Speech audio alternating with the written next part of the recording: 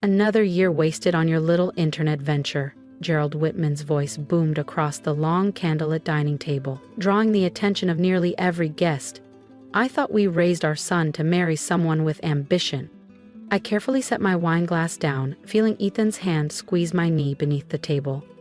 We were at the annual Whitman family Thanksgiving dinner in their sprawling Connecticut estate, a night that had become more about endurance than celebration, ever since I married into this family of old money bankers 4 years ago. Actually, the business is doing quite well, I said calmly, keeping my tone even. Our customer base has seen substantial growth this year. Lucille Whitman, my mother-in-law, arched a perfectly drawn-on eyebrow. How many soy candles and knitting kits did you manage to sell this month, darling? The condescension in her voice stung, but I kept my smile polite. If only they knew. What they called my internet hobby was merely the surface of Lena's Lane, the brand. Beneath that branding was Archetype Commerce, one of the fastest-growing white-label e-commerce infrastructure firms operating in Southeast Asia and Europe. "Leave Lena alone, Mom," Ethan said. Though his voice wavered, the Whitmans had a talent for making even their own children feel 2 inches tall, especially when the discussion shifted to status and career paths. "We're just worried," Gerald said as he sliced into his roasted duck. "Lena's a smart woman, graduated from Stanford with honors. She could be doing something real, a career at Whitman Holdings, for instance. Instead, she's running a digital souvenir shop." I thought about the confidential documents locked away in my home office, papers formalizing tomorrow's partnership announcement. Whitman Holdings, for all its polished history, was losing ground fast in the fintech race. Their leadership believed acquiring Archetype Commerce would be their ticket to relevance. If only they knew who owned it. "Speaking of careers," Lucille chimed in, turning to Ethan, "we're all so proud you're in line for a managing director role next quarter. Finally, some real success in the family." Ethan shifted beside me, swallowing hard. He was proud of me, one of the few who knew the full scope of what I'd built. Only he, my attorney, and my COO were aware of my ownership. "That's great news," I said sincerely. "I'm truly proud of you." "Yes, well," Gerald raised his glass, "at least one of you appreciates real business. Banking is the backbone of this country, not these overnight online fads." I bit my tongue, thinking about last week's meeting with Carl Monroe, CEO of Whitman Holdings, who had sat across from me in a private conference room, practically begging Archetype to consider their buyout offer. Their legacy infrastructure was decades behind, and they knew it. "More wine, Lena?" Lucille asked, her smile tight. "You must need it spending all that time with, what do you call them, internet celebrities?" "Influencers," I corrected gently. "And no thank you. I have an important meeting in the morning." "Oh," Gerald's tone was syrupy and insincere. "Another digital pop-up shop?" "No," Ethan spoke up, his voice firm now. "It's a meeting with your board of directors, Dad." The room went silent. Gerald's fork hovered mid-air. "What are you talking about?" "Lena's been asked to consult on Whitman Holdings' digital transformation strategy," Ethan explained, giving me a subtle, proud wink, given her experience in global e-commerce. "Absolutely not," Gerald snapped. "Carl wouldn't." "He already did," I said, my smile finally reaching my eyes. Tomorrow, they'd learn just how real my business truly was. "Would never, the board wouldn't," Gerald stammered. "The board would," I said evenly. And they did. In fact, Mr. Monroe personally requested I attend tomorrow's meeting. Lucille let out a shaky laugh. "Surely, there's been some kind of misunderstanding. No offense, dear, but what could a small online retailer possibly offer a major financial institution?" I smiled. "You'd be surprised what e-commerce teaches you, Lucille. For example, did you know that more than 70% of all banking transactions now happen online? Or that traditional banks are losing millions of customers to digital-first competitors?" "That's ridiculous," Gerald scoffed, but his eyes told a different story. Fear. He knew I was right. "Whitman Holdings has been serving clients for over a century," he barked. "We're not going to be replaced by some trendy app." If he only knew. Archetype Commerce had processed more transactions in October alone than Whitman Holdings had in the past 12 months. Their acquisition offer had been pitched as a rescue plan, disguised as a merger. They thought they were absorbing me. They had no idea I was preparing to absorb them. Times change, Gerald, I said softly. The only question is, do we change with them or get left behind? The rest of dinner passed under a strained silence, broken only by Lucille's awkward attempts to steer the conversation toward country club memberships and Ethan's potential promotion. As we prepared to leave, I heard Gerald pull Ethan aside for what he thought was a private conversation. "Control your wife?" he hissed. "It's bad enough she wastes her time with that internet nonsense, but now she's interfering in real business? Fix this, Ethan, or your nomination for managing director might not go through." The drive home was silent at first, until we were well past the rows of gated estates and manicured hedges. Then Ethan burst out laughing. "Did you see Dad's face when I mentioned the board meeting? I thought a blood vessel was gonna pop." I smiled, gripping the steering wheel a little tighter. "Just wait until he finds out who really owns Archetype." "How much longer do we keep this secret?" Ethan asked, turning down the private gravel road that led to our lakefront property, the one his parents assumed we could barely afford. I checked my watch. "About 14 hours. Meeting starts at 9. Ethan shook his head in disbelief. 3 years of smug comments, eye rolls, and whispered jabs at your little online shop. And tomorrow they find out you're the one keeping their company from digital extinction? "Not owning them," I corrected. "Saving them. Whitman Holdings is 3 months away from digital bankruptcy. They just don't realize it yet." In my home office, I unlocked the safe and pulled out the real acquisition documents. Not the ones their legal team had drafted, the ones my legal team had finalized. The terms were clear. Archetype Commerce would take controlling interest. Whitman Holdings would be restructured under our tech-forward strategy. Leadership positions would shift. And the Whitman family? They'd no longer be calling the shots. My phone buzzed, a message from Carl Monroe. "All set for tomorrow, full board in attendance, ready when you are." I ran my fingers across the embossed Archetype logo on the folder. "Thank you, Gerald," I whispered. "You taught me exactly how not to run a modern company." Ethan appeared in the doorway with 2 champagne flutes.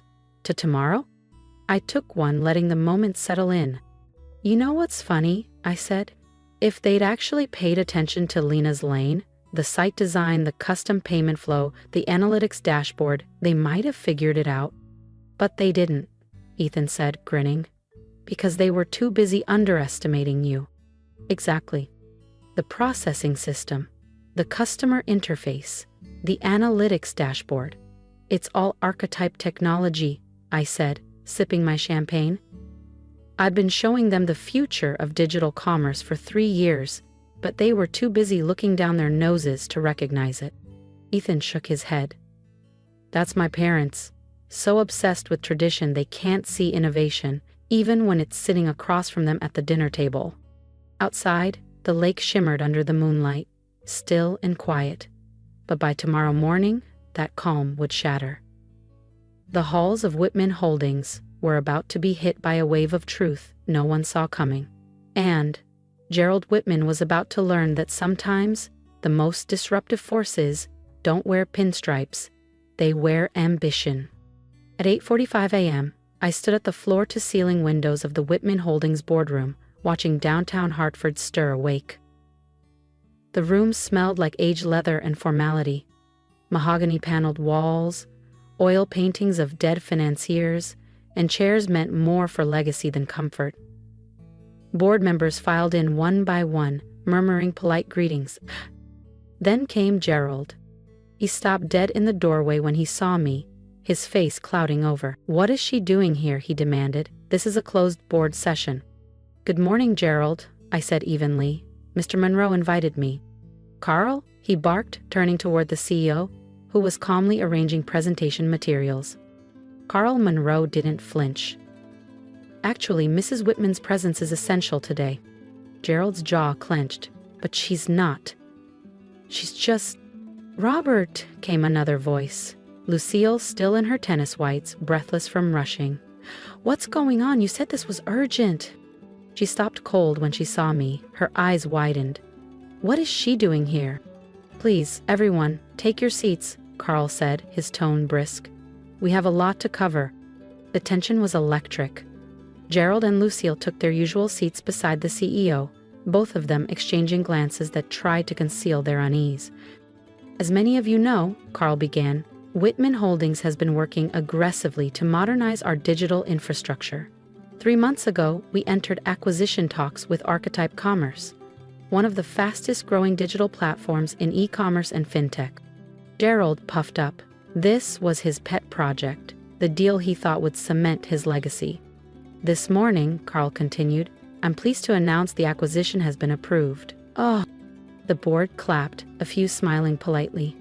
However, Carl added, there have been some adjustments to the terms. Gerald frowned. Adjustments? What adjustments? The terms were finalized. Carl nodded toward me. Perhaps Mrs. Whitman would like to explain. All eyes turned to me. I stood, smoothing the sleek gray suit Lucille once mocked for looking off the rack. 3 years ago, I began, I founded a company called Archetype Commerce. It started as a platform for small retailers to launch online storefronts, but within a year we expanded into payment processing, digital banking, and secure fintech architecture. Gerald blinked. That's not possible. Lena's Lane, your online shop, was a test platform, I continued. Every sale, every customer, every support ticket, it all fed real-time data into our engine. We weren't selling candles, we were building the most powerful e-commerce system in the world. I clicked a remote. Screens lit up with charts and dashboards, transaction volumes, user adoption, real-time growth curves, cross-market integration stats. Archetype's numbers dwarfed anything Whitman Holdings had produced in the last decade. Last year alone, I said, Archetype processed over $18 billion in global transactions, and now we're absorbing Whitman Holdings, not the other way around. The silence was instant and complete. Gerald's face drained of color. Lucille looked like she'd swallowed her tennis visor. And we were just getting started. Continued, I said, as Lucille gripped Gerald's arm for balance, her face pale. Archetype processed over $300 billion in transactions last year alone. We have more than 200 million active users in over 60 countries, and our digital banking infrastructure now handles more daily transactions than all traditional banks combined. Impossible, Gerald muttered, his voice barely audible. The color had drained from his face. You sell crafts online. You're just... No, Gerald, I said, my voice steady. I built a digital empire while you were too busy mocking my hobby to see what was right in front of you. I nodded to Carl, who began handing out folders to each board member. Archetype Commerce isn't being acquired by Whitman Holdings, I continued. We're acquiring you. Chaos broke out. Chairs scraped, papers flew open, voices rose in disbelief. Lucille looked like she might faint. But Gerald? He just sat there, staring at me like he'd never seen me before. Carl raised his voice above the noise. The terms are generous. Whitman Holdings will retain its name, but operations will fully integrate with Archetype's infrastructure.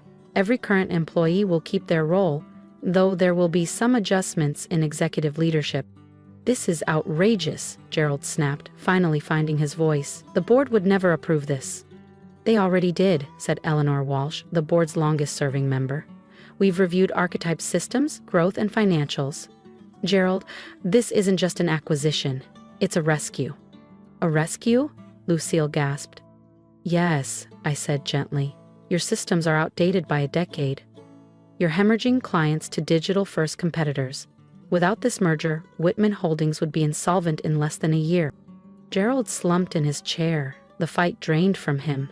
How did we not know about Archetype, about you? I looked at him, thinking of every dinner party, every forced smile across a linen-covered table. You did know, I said. You just never bothered to look. Every time you dismissed my little website, you were mocking the very platform you were now begging to acquire. The next few hours passed in a blur. Signatures, legal briefings, press coordination. By late afternoon, the news broke.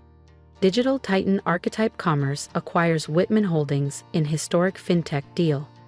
Ethan found me in my new office that evening, once Gerald's, now freshly renamed and redesigned. He leaned on the doorframe, grinning. "Mom locked herself in the country club spa," he reported. "Dad's telling anyone who will listen that this was his idea all along, some strategic pivot." I chuckled, standing by the window. How long until they realize? About the same time they figure out my board nomination wasn't for Whitman Holdings, but for Archetype. My phone wouldn't stop buzzing. Journalists, congratulations, podcast invitations. The headlines practically wrote themselves. Underestimated. Daughter-in-law secretly builds fintech empire. From candles to corporate takeover, the Archetype revolution. The next morning, Lucille finally called me, livid. Her country club account had been flagged for migration. Turns out, their payment processor had been quietly acquired by Archetype 3 weeks prior. "I can't log in," she hissed. "Don't worry," I said sweetly. "We'll get you set up with a new digital banking app. I hear Lena's Lane has excellent customer service." Over the next year, Whitman Holdings was transformed. We preserved its heritage, its iconic name, its generational trust, but rebuilt it from the inside out. Paper files became encrypted archives, branches became digital hubs, and the bank that once sneered at online commerce became a global leader in secure, agile, modern finance. Gerald and Lucille slowly accepted the new reality, though I don't think they ever fully recovered from discovering their hobbyist daughter-in-law was now technically their boss. They still attended family dinners, but Lucille had stopped giving me career advice. As for me, I kept Lena's Lane running. It's still the best testing ground for new features, and someone has to keep selling the candles Lucille loves to mock. Ethan earned his seat on Archetype's board based on merit, not his last name. Sometimes I catch Gerald staring at the Archetype logo now shining atop the old Whitman building, still trying to understand how he missed the future that had been sitting right across from him. My office now holds a blend of past and future. Old Whitman ledgers shelved beside cutting-edge fintech dashboards. Awards for traditional excellence next to trophies for disruptive innovation. Because sometimes success isn't loud. It's built quietly, persistently, while others underestimate you. And sometimes the best revenge isn't proving them wrong. It's saving them from their own outdated beliefs. If my story resonated with you, if you've ever been underestimated, dismissed, or told your dream was just a hobby, I'd love to hear from you. Leave a comment. Tell me what you're building quietly, what you've kept working on while others weren't paying attention. I read every word. Because I was you, for 3 years I sat at family dinners listening to polite condescension, brushing off questions about my little online business, all while building something they couldn't begin to imagine. If you've ever felt the weight of silence while dreaming loud in your own mind, know this. Your time is coming. Don't quit. Don't shrink. Keep showing up for your vision, even when no one claps yet. And if you believe in people who bet on themselves, stand with me. Share this story. Let it reach someone else who's quietly building a legacy. Here's my advice. You don't have to prove anyone wrong to be right. You don't need permission to be powerful.